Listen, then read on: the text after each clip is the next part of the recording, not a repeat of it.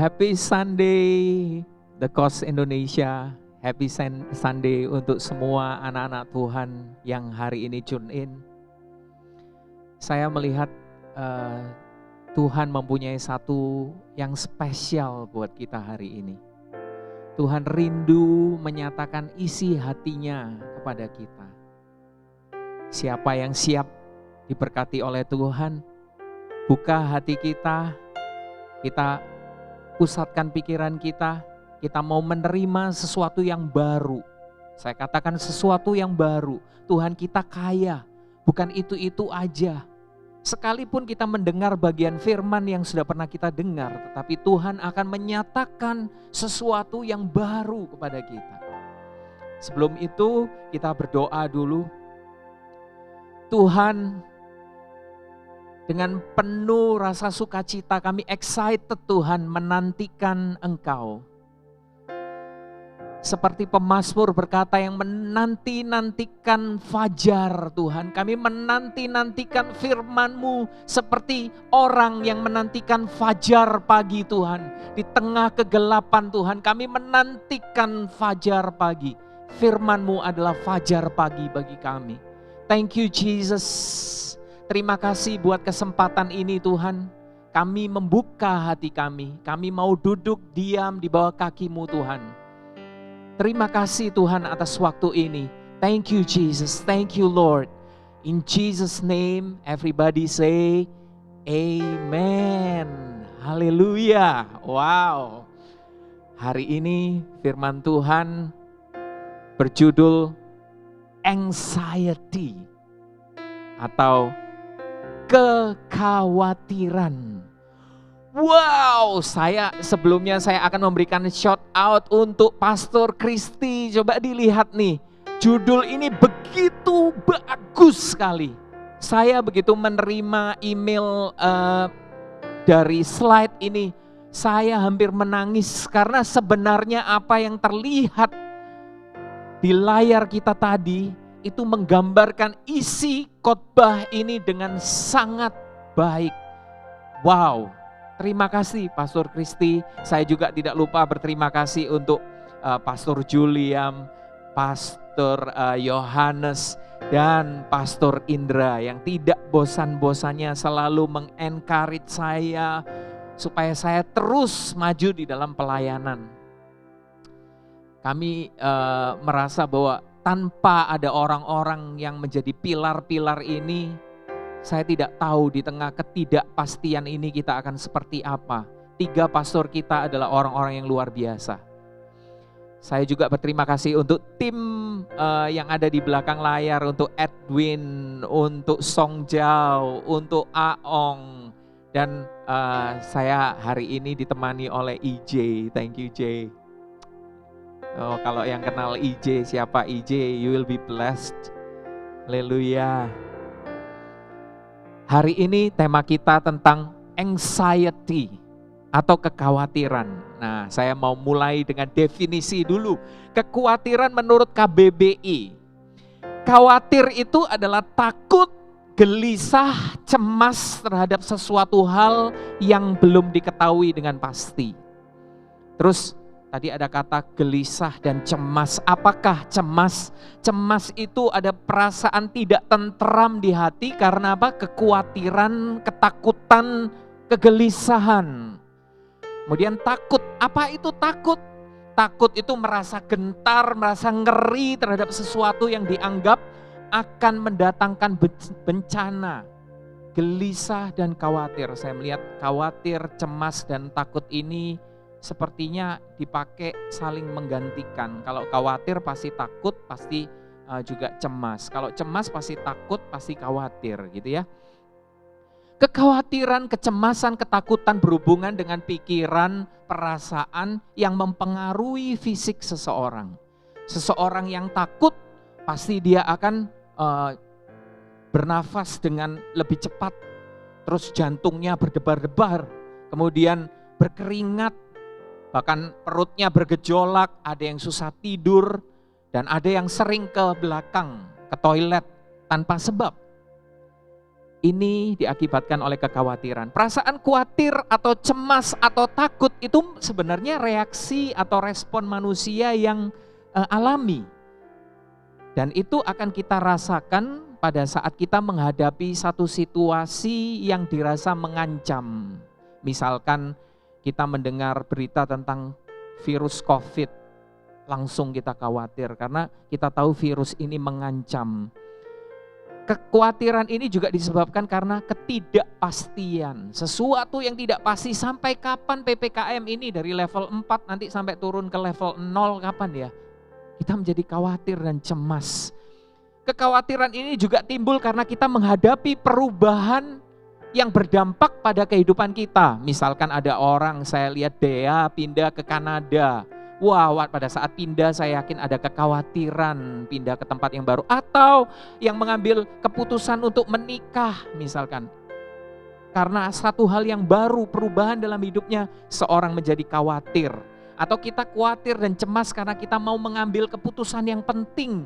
Kita takut keputusan kita salah yang akibatnya kita rugi atau kita menderita. Perasaan cemas, khawatir bisa menjadi masalah kesehatan mental atau anxiety disorder apabila itu terjadi secara terus-menerus, selalu takut, cemas, khawatir, sehingga mempengaruhi kehidupan kita. Dunia hari ini penuh dengan kekhawatiran, bukan? Saya mendengar banyak kejadian buruk di sekeliling kita. Ada teman kita, ada saudara kita, ada keluarga kita, kenalan kita. Semenjak masa pandemi ini, kita semua kehilangan rasa aman. Semua orang takut karena apa? Penyakit, virus, infeksi, khawatir kesehatannya, cemas mendengar berita buruk. Rasanya berseliweran di grup WA kita. Siapa sakit, siapa meninggal, siapa masih masuk di dalam ruangan ICU, siapa yang sedang dirawat. Kita juga cemas begitu situasi ini terus terjadi akan orang-orang dengan pekerjaannya, takut kehilangan pekerjaan, mempengaruhi bisnisnya, mempengaruhi keuangannya. Orang mulai khawatir dengan masa depannya. Terus kalau kayak gini terus, saya harus bagaimana masa depan saya, keluarga? Dan merasa putus asa, merasa tidak berdaya. Kalau saat ini ada yang merasakan demikian, Anda tidak sendirian. Dan di dalam Matius pasal 14 ayat 27, Yesus berkata, jangan takut. Fear not. Hari ini kita akan belajar dari Matius pasal 14 ayat 22 sampai 33. Perikop ini tentang Yesus berjalan di atas air. Ini juga dicatat di Markus pasal 6 ayat 45 sampai 52, Yohanes pasal 6 juga ayat 16 sampai 21. Oke. Boleh ditayangkan slide-nya dulu. Peristiwa yang pertama, slide pertama. Nah, ini peristiwa Yesus berjalan di atas laut ini di Laut Galilea atau Sea of Galilee. Sering disebut sebagai Danau Tiberias atau Sea of Kinneret. Kinneret itu kalau bahasa asli artinya harpa. Atau ada yang menyebut Danau Genesaret atau Laut Genesaret. Sea Galilee ini adalah danau air tawar di Israel. Dan danau ini adalah danau yang paling rendah di permukaan bumi. Terendah. Dan dia adalah danau terendah nomor 2 setelah Laut Mati. Tapi Laut Mati itu danau air asin. Jadi untuk danau air tawar Sea of Galilee atau Danau Galilea ini adalah danau terendah di permukaan bumi. Terletak, ditayangkan lagi, kita masih lihat petanya. Pada ketinggian, bukan yang pertama, ketinggian 209 sampai 215 meter di bawah permukaan laut. Dengan ukuran panjang, kalau kita lihat panjang dari utara ke selatan itu 21 km, lebarnya dari sisi yang terluar sampai sisi paling kanan itu 13 km, 21 kilo kali 13 km. Kedalaman maksimumnya adalah 43 meter. Nah, saya mau settle beberapa isu dulu karena ini ayat ini ada di 3 kitab, tapi ada beberapa penyebutan yang berbeda-beda. Dan seringkali orang-orang mengatakan, oh Alkitab itu tidak akurat. Kenapa salah gitu menyebutkan? Oke, kita akan lihat dulu. Peristiwa ini kan dicatat di Markus pasal 6 dan Yohanes pasal 6 juga. Markus pasal 6 ayat 45, kalau nanti mau dicek, Yesus menyuruh murid-muridnya menyeberang ke Betsaida. Sementara Yohanes pasal 6 ayat 17 mencatat bahwa Yesus menyuruh mereka menyeberang ke Kapernaum. Loh, kenapa berbeda? Oke, peta yang pertama boleh ditayangkan, yang tadi. Kita lihat di sisi sebelah kanan ada tulisan yang ada gambar kapal, sisi atas ya, utara bagian atas, sebelah kanan ada tulisan Betsaida Jesus Miracle. Itu letaknya di lembah Betsaida, sisi sebelah kanan atas. Kota Betsaida sendiri itu ada di hampir bagian puncak dari danau itu, posisinya hampir bagian atas. Nah, kalau Kapernaum itu di seberangnya, jadi di sebelah barat. Kalau kita lihat di sebelah kiri, ya, kalau kita lihat di situ ada Church of the Loaves and Fishes, itu di dekatnya itu ada tulisan Kapernaum, ya. Nah, oke, kata ke Betsaida di Markus itu dalam bahasa aslinya, bahasa Greeknya adalah pros, artinya toward atau ke arah, bukan ke menuju ke satu tempat, tapi toward Betsaida. Jadi dari arah lembah Betsaida, dari arah kanan atas utara timur ke arah utara barat gitu ya. Bisa ditayangkan lagi. Nah, itu menuju ke Kapernaum. Jadi tujuannya adalah Kapernaum. Lokasi Yesus memberi makan 5.000 orang itu di lembah ini, di Betsaida di sebelah kanan. Letaknya di luar kota. Nah, kemudian mereka mendaratnya di Genesaret. Loh, kok bukan Kapernaum gitu? Kalau tadi katanya disuruh ke Kapernaum, Genesaret dan Kapernaum itu terletak persis bersebelahan dan jaraknya cuma sekitar 1,8 km saja.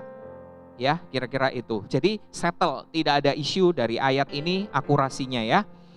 Kemudian kalau kita melihat, boleh ditayangkan map yang kedua supaya lihat. Nah, ini gampangnya gini. Tadi mujizat itu terjadi bukan di titik Betsaidanya, tapi di sisi hampir dekat Gergesa situ, itu di daerah Valley of Betsaida. Dan di belakangnya itu namanya dataran tinggi Golan, Golan Heights. Nah, Yesus menyuruh murid-muridnya ke Kapernaum, nah menyeberang ke situ ya. Nah, bukan ke arah bawah, bukan ke arah selatan, artinya menuju ke arah yang di bawah itu ada laut mati gitu ya. Bukan, tapi ke arah kiri. Oke, di ayat sebelumnya, peristiwa mujizat Yesus memberi makan 5.000 laki-laki, tidak termasuk wanita dan anak-anak, terjadi menjelang malam. Menjelang malam itu artinya menjelang jam 6 sore, karena malam di Israel itu dimulai dari waktu jaga malam pertama, itu jam 6 sampai jam 9, waktu jaga malam kedua 9 sampai jam 12 malam, waktu jaga ketiga jam 12 malam sampai jam 3 subuh, waktu jaga yang keempat jam 3 subuh sampai jam 6 pagi. Setelah kejadian Yesus memberi makan itu sebelum pukul 6, mungkin antara jam 5 gitu ya, setengah 6, setelah mereka diberi makan kenyang, kemudian murid-murid disuruh Yesus mengumpulkan sisanya, ada 12 bakul. Nah, Setelah itu, ini kita mulai masuk ke isi firman Tuhan hari ini. Boleh ditayangkan ayatnya. Masuk di Matius pasal 14 ayat 22 sampai 23. Sesudah itu Yesus segera memerintahkan murid-muridnya naik ke perahu dan mendahuluinya ke seberang. Sementara itu ia menyuruh orang banyak pulang.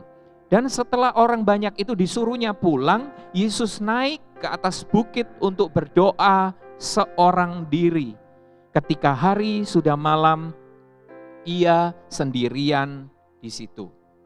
Kata memerintahkan, kalau kita perhatikan dalam bahasa Greek-nya adalah anangkatso. Artinya to force, to insist, atau to demand. Artinya Yesus memaksa, Yesus menyuruh murid-muridnya. Ya, dan murid-muridnya sebenarnya tidak punya pilihan karena Yesus yang menyuruh mereka untuk menyeberang.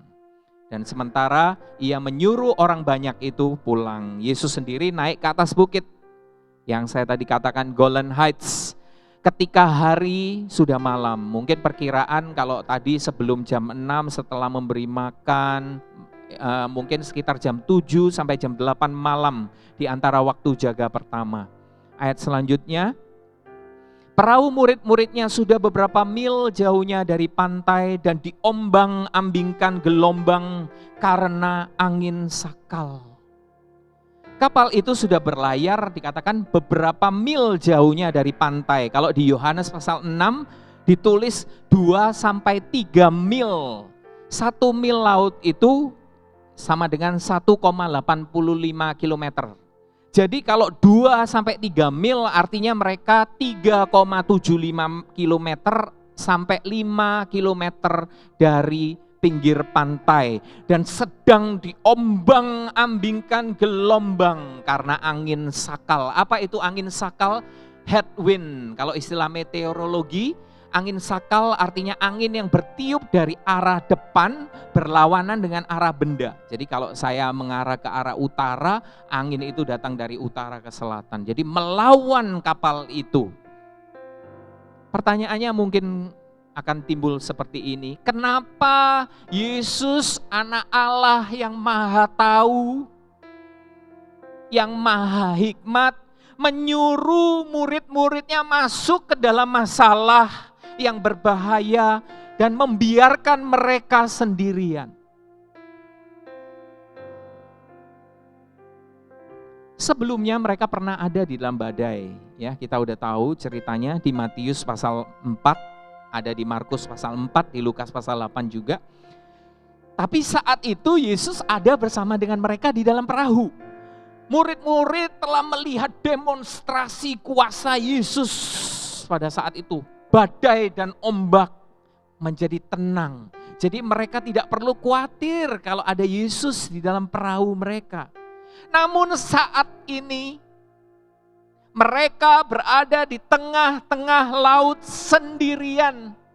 Diombang-ambingkan gelombang. Ini slide berikutnya nanti ya.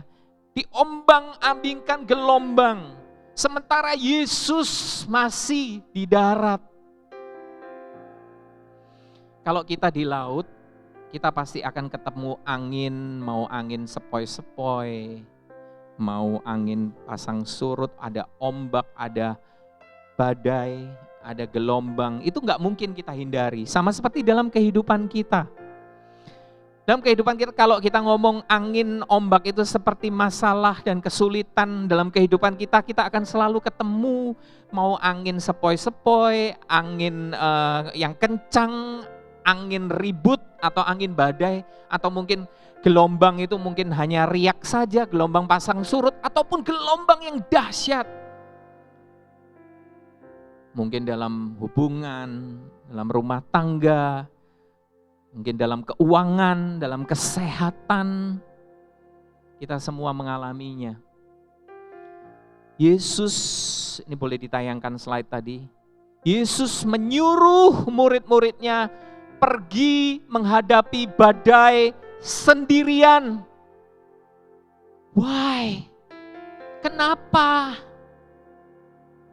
Oke, kita akan temukan jawabnya. Kira-kira jam 3 subuh, ditayangkan slide selanjutnya. Kira-kira jam 3 malam datanglah Yesus kepada mereka berjalan di atas air. Kira-kira jam 3 subuh, kalau dalam terjemahan bahasa Inggris in the fourth watch of the night, atau waktu jaga keempat. Waktu tergelap adalah waktu menjelang fajar. Di waktu yang tergelap ini Yesus datang.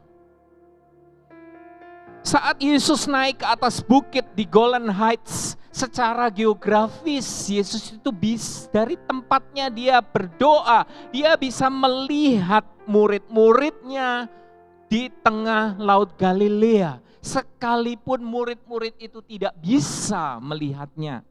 Sepanjang waktu matanya tertuju melihat mereka, mengawasi perahu yang begitu susah payah diombang-ambingkan gelombang. Ia menjaga mereka tanpa mereka ketahui. Ia menjaga mereka tanpa mereka sadari. Kenapa baru jam 3? Kenapa terlalu lama? Kita membaca dari Markus pasal 6 ayat 48. Ketika ia melihat betapa payahnya mereka mendayung karena angin sakal, maka kira-kira jam 3 malam ia datang kepada mereka berjalan di atas air. Dan ia hendak melewati mereka. Wow, ini ya saya ulang lagi. Ia melihat betapa payahnya mereka mendayung. Maka kira-kira jam 3 malam ia datang kepada mereka berjalan di atas air. Dan ia hendak melewati mereka. Wah, nanti kita akan bedah ayat ini ya. Mereka dalam masalah. Mereka mendayung dengan susah payah. Bayangkan mereka mulai berlayar dari jam berapa? Jam 7 atau jam 8 malam. Dan saat itu jam berapa? Jam 3 pagi. Artinya mereka sudah mendayung kurang lebih 7 sampai 8 jam. Dan pada saat itu mereka pasti sangat kelelahan. Dan mereka merasa cemas, merasa takut. Kalau mau mundur tidak bisa. Mau maju masih jauh 8 jam lagi. Mereka tidak tahu harus bagaimana. Dan mereka ketakutan. Pada saat itu, di saat kekuatan mereka sudah habis, di tengah keputusasaan mereka hanya bisa bertahan. Ini bagaimana? Mereka membuang air yang masuk ke dalam perahu mereka, berusaha tetap maju, didorong oleh gelombang yang berlawanan arah. Mereka tetap berusaha dan mereka semuanya kelelahan. Dan di saat kekuatan mereka habis, di saat mereka benar-benar putus asa, ia datang. Yesus mendatangi mereka, dikatakan berjalan di atas air. Pertanyaannya, kenapa berjalan di atas air? Saya nggak tahu ada yang pernah menanyakan pertanyaan ini. Yesus berjalan di atas air bukan supaya keren kalau dibuat film Hollywood. No, tahukah kita? Slide-nya silakan ditayangkan. Ayub pasal 9 ayat 4 sampai 8. Ini alasannya. Allah itu bijak dan kuat. Dialah yang memindahkan gunung-gunung, yang menggeserkan bumi dari tempatnya, yang memberi perintah kepada matahari, yang seorang diri membentangkan langit dan melangkah di atas gelombang-gelombang laut. Wow. Ayub berkata tentang kebesaran, kedahsyatan kuasa Allah. Dan saat itu Yesus menyatakan dirinya. Menunjukkan jati dirinya. Dialah Allah. Dialah Allah yang menjadi manusia. Tidak ada orang yang bisa melakukannya. Jika badai tadi dikatakan ombak, angin ribut melambangkan kehidupan kita, maka Yesus berjalan di atas semuanya itu. Kenapa di ayat tadi dikatakan ia hendak melewati mereka, Enyin? Apakah ia mempermainkan mereka? Wow. Ayub pasal 9 ayat 11. Apabila ia melewati aku tidak melihatnya. Apabila ia lalu, aku tidak mengetahui. Ia di sini huruf besar. Ia ini adalah Allah. Yesus memenuhi isi kitab Ayub tadi. Semua gesture yang dilakukan Yesus bukan tidak ada maksud. Dan kita melihat Yesus bisa saja melalui mereka. Yesus bisa saja membiarkan mereka. Sebab jika ia melewati kita, kita tidak akan bisa melihat dan mengetahuinya. Namun Yesus tidak membiarkan kita. Yesus tidak melewati kita. Yesus adalah Allah yang datang menghampiri kita. Dan dia mau masuk ke dalam kapal kehidupan kita. Di tengah badai, di tengah ketakutan, di tengah kekhawatiran kita. Matius pasal 14 ayat 26 dan 27 kita lanjutkan. Ketika murid-muridnya melihat dia berjalan di atas air, mereka mungkin basah kuyup, mereka ketakutan, mereka terkejut dan berseru, itu hantu. Lalu berteriak-teriak karena takut. Tetapi segera Yesus berkata kepada mereka, tenanglah. Aku ini, jangan takut.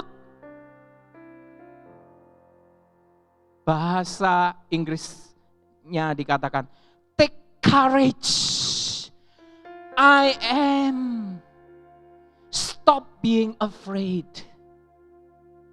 I am di sini ini sangat penting karena I am yang ditulis di sini adalah I am yang sama yang ditulis di dalam kitab Keluaran. Coba ditayangkan Keluaran 3 ayat 14. And God said to Moses, I am who I am. And he said, thus you shall say to the children of Israel, I am has sent me to you. Di tengah ketakutan murid-muridnya, dia berkata kepada mereka, tenanglah, I am, jangan takut. Dia adalah Allah yang berbicara kepada Musa di semak yang terbakar. Dia adalah Allah yang mengutus Musa untuk menolong bangsa Israel keluar dari tanah Mesir. Dan dia, Allah ini menyuruh mengatakan kepada murid-muridnya, tenanglah, I am, jangan takut. Dan saat ini yang sedang mengalami mental breakdown, saya katakan, Yesus berkata, tenanglah, I am, don't be afraid, jangan takut. Ayat selanjutnya, lalu Petrus berseru dan menjawab dia, Tuhan, apabila engkau itu, suruhlah aku datang kepadamu, berjalan di atas air. Kenapa Petrus berkata demikian?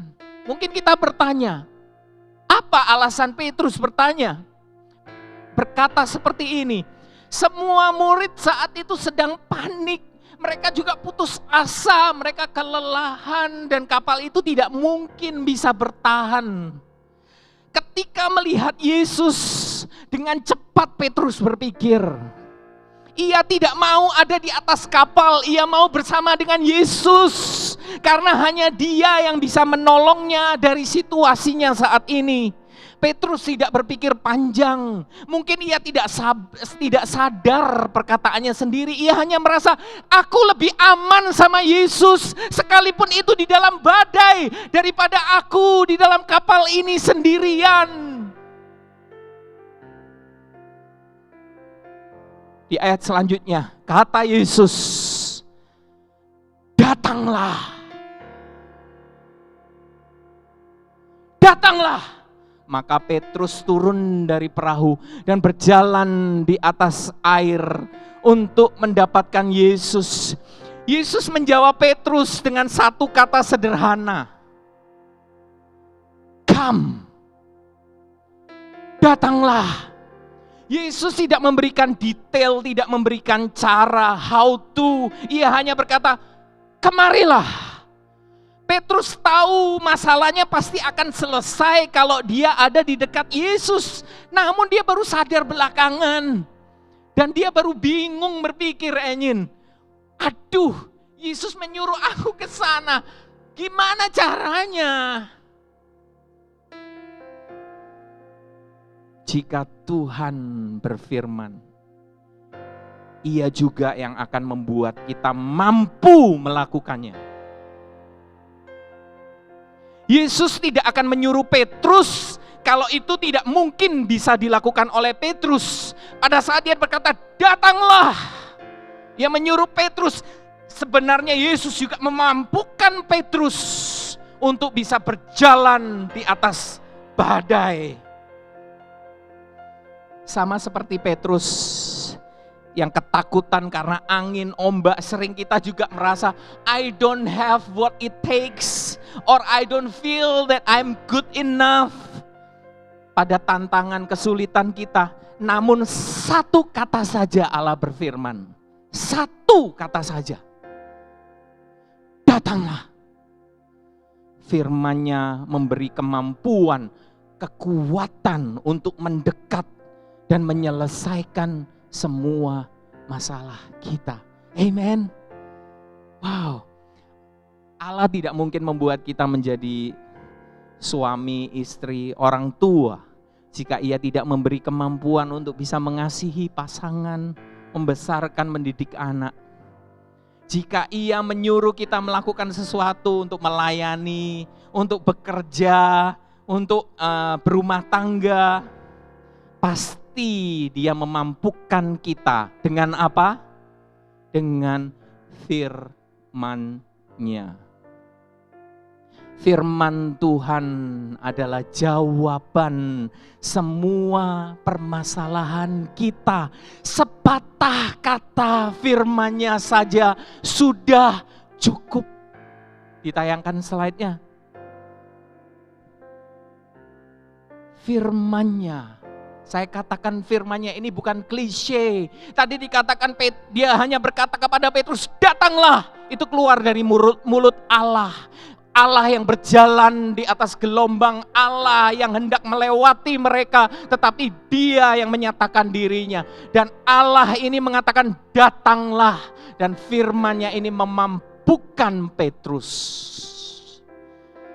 Firman-Nya ini demikian berkuasa. Kenapa? Ibrani pasal 1 ayat 3. Ia adalah cahaya kemuliaan Allah dan gambar wujud Allah, dan menopang segala yang ada dengan firman-Nya yang penuh kekuasaan. Ia menopang segalanya dengan firman-Nya. Pertanyaannya, namun jika saya tidak tahu dan saya tidak bisa membedakan itu kemauan saya sendiri atau perintah atau firman Tuhan, bagaimana Bagaimana? Coba kita amatin tadi. Di ayat 28. Itu sebenarnya kemauan Tuhan atau kemauan Petrus? Petrus meminta Tuhan menyuruh dia datang kepadanya. Betul? Tuhan, apabila Engkau itu, suruhlah aku datang kepadamu berjalan di atas air. Dan Tuhan merespon perkataan Petrus dengan berkata, datanglah. Filipi pasal 2 ayat 13. Karena Allah lah yang mengerjakan di dalam kamu baik kemauan maupun pekerjaan menurut kerelaannya.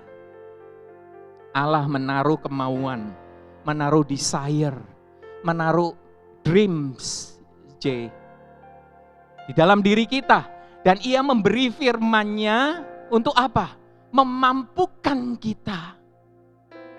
Ia yang menaruh impian itu. Ia menaruh desire itu, tapi Dia juga memberikan firman-Nya untuk menopang. Sehingga apa? Kita bisa mengalami Allah secara nyata di dalam hidup kita.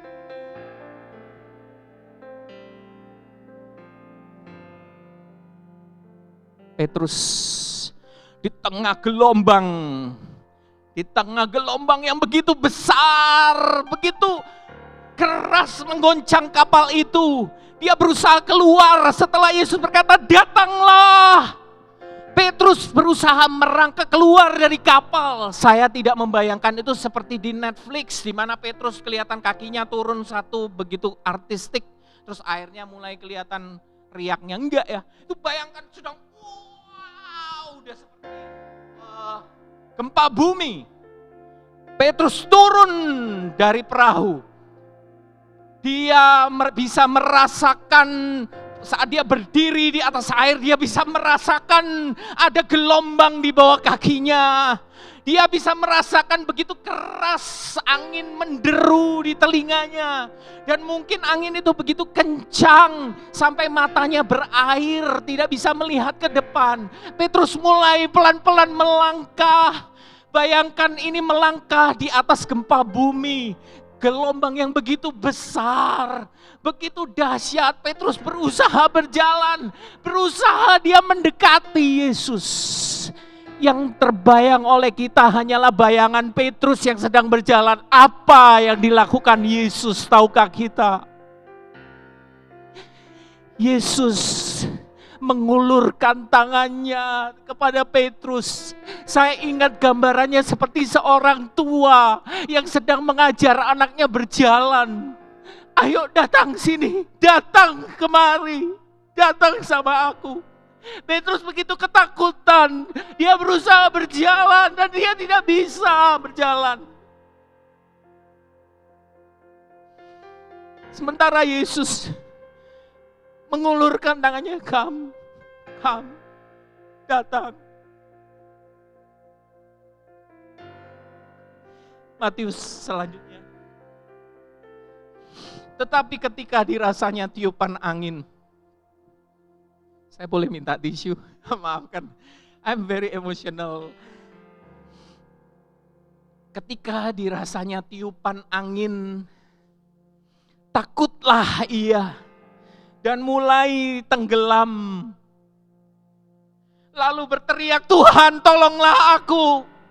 Ketika dirasanya tiupan angin, dari tadi dia merasakan tiupan angin, tapi semakin kesadarannya belum sepenuhnya kembali ke dirinya. Dan pada saat dia merasakan hal ini, setelah semua kesadarannya turun, dia, wah, apa ini?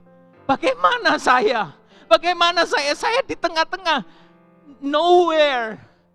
Dan pada saat itu dia mulai tenggelam, lalu berteriak, "Tuhan, tolonglah aku."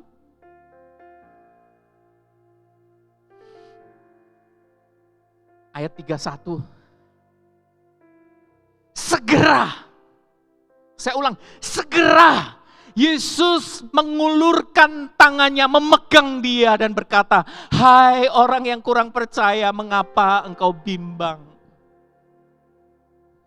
Secepat Petrus itu tenggelam, saat itu tiba-tiba entah bagaimana Yesus sudah ada di dekat Petrus. Segera Yesus mengulurkan tangannya, memegang dia dan berkata, "Hai orang yang kurang percaya, mengapa engkau bimbang?"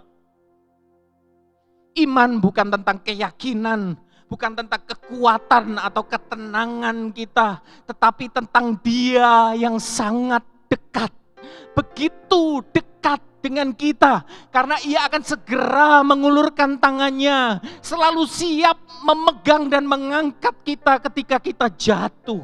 Itulah iman. Iman Petrus bukan pada kemampuannya berjalan di atas air, karena dia bisa berjalan, makanya Petrus beriman, disebut iman Petrus. Iman Petrus itu karena Petrus melihat tangan Tuhan. Dia Yesus yang berkata, kemarilah, you can, kemarilah, mari sini. Dan pada saat dia gagal, dia tenggelam, pada saat dia ketakutan, segera Yesus datang dan mengangkat Petrus. Kita bisa memiliki iman kepadanya ketika kita sungguh-sungguh percaya kepada kasih karunia-Nya. Percaya bahwa Ia cukup dekat untuk menangkap kita di saat kita jatuh. Di saat kita percaya kasih karunia, kita akan melangkah dengan yang namanya iman bersama dengan Allah, melewati badai kehidupan kita. Iman kita bisa saja lelah, bisa saja lemah, tapi kasih karunia-Nya begitu kuat, kita bisa saja tenggelam, kita bisa saja basah kuyup seperti Petrus, tapi kasih karunia-Nya yang akan menolong mengangkat kita. Karena apa? Slide berikutnya sangat indah. Kalau kita adalah kepunyaan Allah, Ia menjagai hidup kita.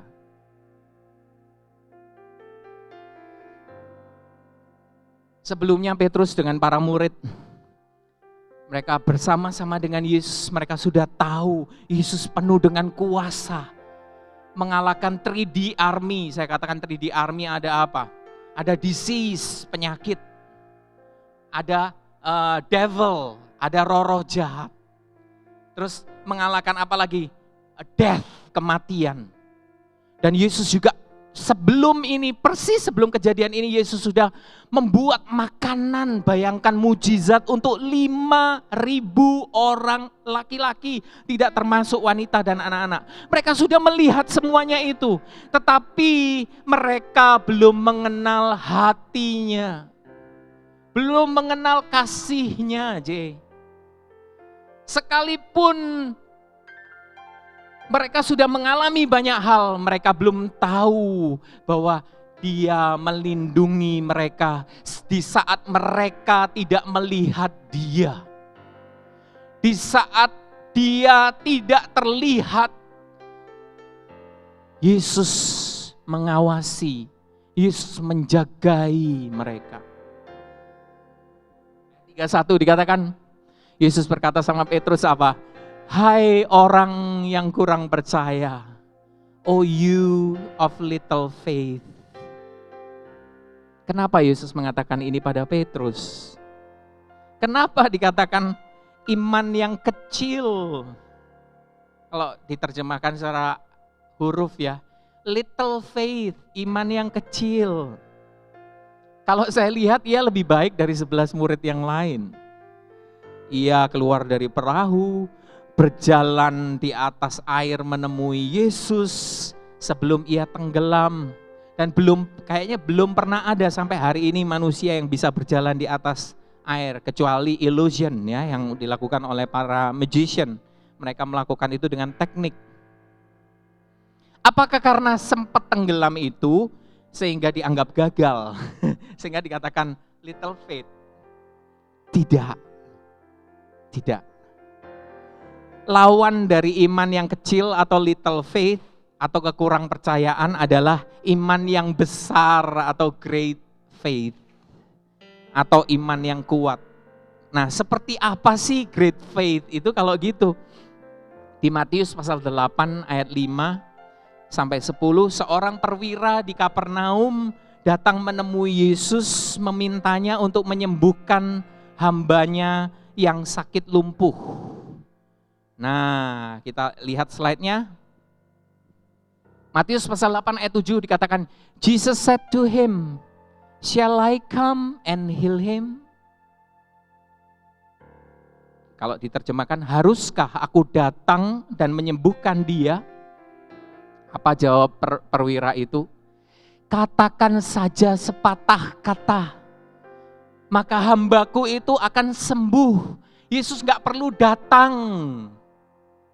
Yesus nanya, shall I come?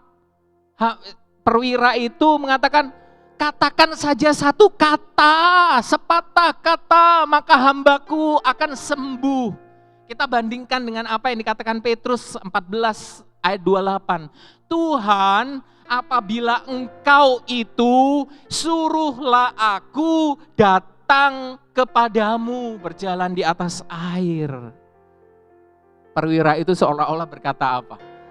Aku kenal siapa engkau. Aku percaya engkau. Engkau tidak perlu datang. Katakan saja sepatah kata. Itu sudah cukup.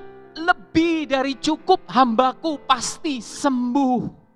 Tuhan berkata, perlu iman yang besar untuk percaya penuh firman Tuhan tanpa melihat Tuhan menyatakan mujizatnya. Berjalan di atas air, mengalami kuasa mujizat, mengalami kuasa Tuhan ternyata cukup dengan iman yang kecil saja. Namun perlu great faith untuk percaya penuh pada firman-Nya, percaya penuh pada janjinya, percaya bahwa Ia memegang kita, menjaga kita, mengasihi kita, sekalipun kita belum melihat manifestasi kuasa-Nya.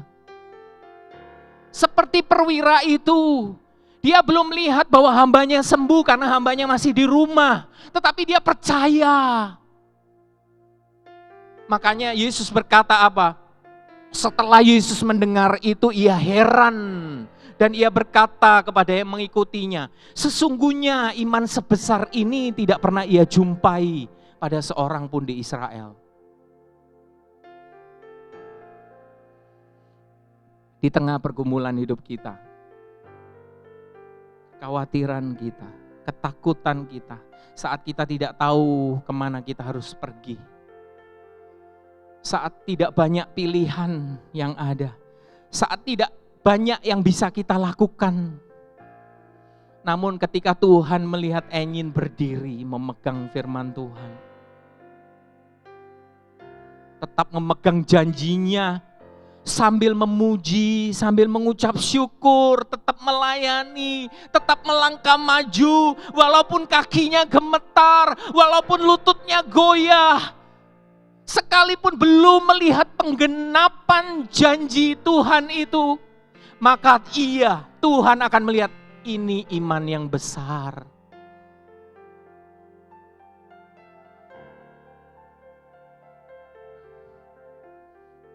Seperti siapa? Iman Abraham. Firman Tuhan Yesus menyuruh murid-muridnya menyeberang adalah konfirmasi.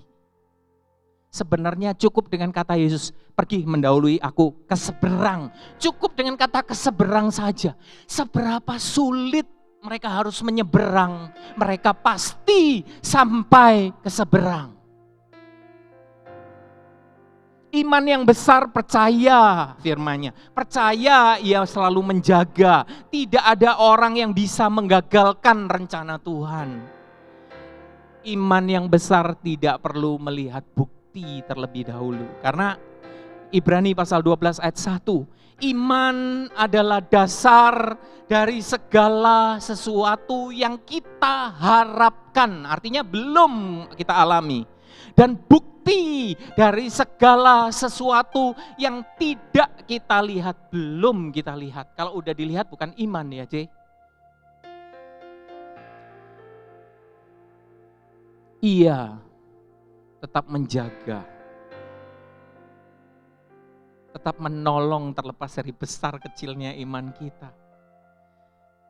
Wow, saat murid-muridnya mendayung kelelahan, Yesus menghampiri. Hatinya gak tega lihat anaknya seperti itu. Dan setelah dia dekat, dia bermaksud melewati. Bukan dia mempermainkan mereka. Dia tahu kalau saja murid-muridnya mengerti, Tuhan jalan aja dulu, J. Tunggu aja Tuhan di seberang. Tapi pada saat itu mereka begitu ketakutan. Mereka memanggil Yesus, suruh Yesus masuk ke dalam perahu. Dan Yesus juga tidak menolak. Yesus masuk ke dalam perahu itu. Seberapa kecil pun iman kita, Dia akan tetap menjagai kita. Itu tidak akan mempengaruhi Tuhan. Ia memaksa murid-muridnya menyeberang, melatih iman mereka untuk percaya kepada. Jadi tahu ya tujuannya memaksa tadi ternyata untuk melatih iman mereka percaya kepadanya. Matius 14 ayat 32 sampai 33, lalu mereka naik ke perahu. Bayangkan Petrus kecemplung ya, Yesus segera mengangkat. Setelah itu mereka harus berjalan masuk ke perahu, lalu mereka naik ke perahu sama Yesus. Saya bayangkan Petrus digandeng sama Yesus dan mereka naik ke perahu. Dan angin pun redalah. Wow. Kita lihat ya, bandingkan dengan kejadian pada saat sebelumnya di mana Yesus menghardik angin dan badai. Saat itu Yesus tidur di buritan dan setelah dibangunkan dia menghardik badai. Apa yang dikatakan oleh murid-muridnya pada saat itu? Coba ditayangkan lagi slide-nya. Orang-orang yang ada di perahu berkata, mereka heran, itu yang di sebelah kanan ya, pasal 8 ayat 27 katanya, orang apakah dia ini sehingga angin dan danau pun taat kepadanya. Tapi kali ini, pengalaman iman ini membuat murid-muridnya berbeda. Apa yang dikatakan? Dan orang-orang yang ada di perahu menyembah dia. Katanya, sungguh engkau anak Allah.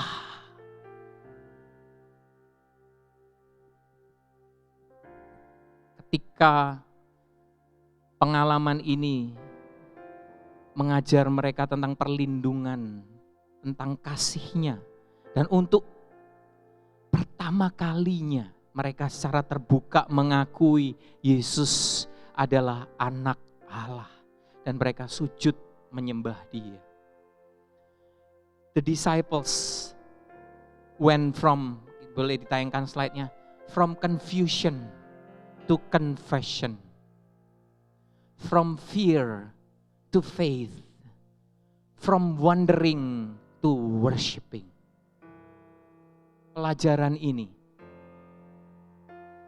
kalau saya ingat waktu saya mengajar anak saya belajar berjalan, saya menetapkan satu tujuan untuk anak saya. Mungkin semua ayah melakukan ini dengan makanan atau mainan kesukaan anaknya. Sini sambil dikasih mainan gitu. Supaya apa? Anaknya itu melihat tujuan itu dan berjalan untuk memegang tujuan itu atau mainan itu. Yesus menyuruh muridnya ke seberang, menetapkan satu tujuan untuk melatih iman mereka percaya kepada Dia. Dan pada saat anak itu namanya belajar jalan pasti enggak stabil, pasti jatuh. Dan pada saat anak itu jatuh, orang tua segera mengangkat anaknya supaya anaknya tidak jatuh. Yesus, hanya Engkau yang kami andalkan Tuhan. Kami percaya penuh kepadamu. Kami percaya penuh Tuhan. Engkau Allah yang selalu mengawasi kami, menjaga kami anak-anak-Mu Tuhan. Di tengah-tengah badai kehidupan kami di saat ini, Engkau juga sedang mengawasi kami. Tuhan, Engkau menunggu kami di seberang. Engkau menunggu kami Tuhan. Namun matamu selalu tertuju atas kami. Engkau tidak pernah memandang remeh masalah kami, kesulitan kami. Engkau selalu mau datang di saat kami membutuhkan Engkau Tuhan. Tuhan, kami mau Tuhan terus memandang Engkau Tuhan, bukan memandang diri kami, bukan memandang kemampuan, kekuatan kami, strategi, rencana, pikiran kami Tuhan. Tuhan, kami mau memandang Engkau Tuhan. Kami perlu Engkau Yesus. Kami perlu Engkau Yesus memegang tangan kami Tuhan. Tanpa Engkau kami akan tenggelam Tuhan. Tanpa Engkau kami tidak punya pengharapan ya Tuhan. Hanya di dalam Engkau Tuhan. Engkau yang akan membawa kami ke seberang ya Tuhan. Thank you Jesus for your faithfulness. Terima kasih atas kasih setiamu Tuhan. Thank you Lord. Hallelujah. In Jesus name everybody say Amen.